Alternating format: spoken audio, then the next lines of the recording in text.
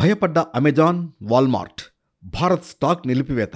భారత్పై ట్రంప్ కక్ష కట్టినట్లుగా వ్యవహరించడం నిపుణులను విస్మయానికి గురిచేస్తోంది. సామాన్యుడి దగ్గర నుంచి మేధావుల వరకు అందరినీ దిగ్భ్రాంతికి గురిచేస్తోంది. తొలుత 25% టారిఫ్ పెంచగా రష్యాతో సంబంధం పెట్టుకున్నందుకు అదనంగా మరో 25% సుంకాన్ని ట్రంప్ పెంచారు.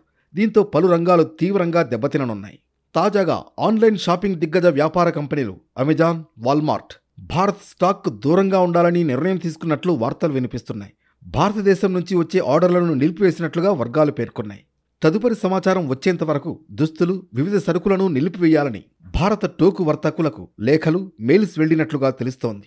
ట్రంప్ విధించిన టారిఫ్ను కొనుగోలుదారులు భరించడానికి ఇష్టపడడం లేదు. ఇక ఎగుమతిదారులైనా ఖర్చులు భరిస్తారా అని చూస్తే వారు కూడా అందుకు అంగీకారంగా లేనట్లు తెలుస్తోంది. దీంతో భారత్ స్టాక్లు నిలిపివేయాలని అమెజాన్, వాల్మార్ట్ నిర్ణయానికి వచ్చినట్లు సమాచారం. అధిక సుంకాల కారణంగా ఖర్చులు 30% నుంచి 35% వరకు పెరుగుతాయని భావిస్తున్నారు. దీనివలన అమెరికాకు వెళ్లే ఆర్డర్లు 40% నుంచి 50% తగ్గొచ్చని అంచనా వేస్తున్నారు. దీనివలన దాదాపు 4-5 బిలియన్ల నష్టం వాటిల్లుతుందని అభిప్రాయపడుతున్నారు.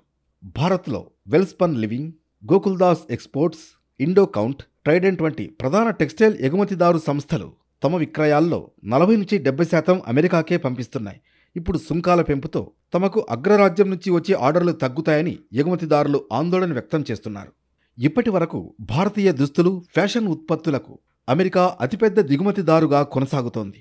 2024-25 ఆర్థిక సంవత్సరంలో మన దేశం నుంచి ఈ రంగంలో $36.61 బిలియన్ ఎగుమతులు వెళ్లగా ఇందులో 28% అమెరికాకే చేరాయి.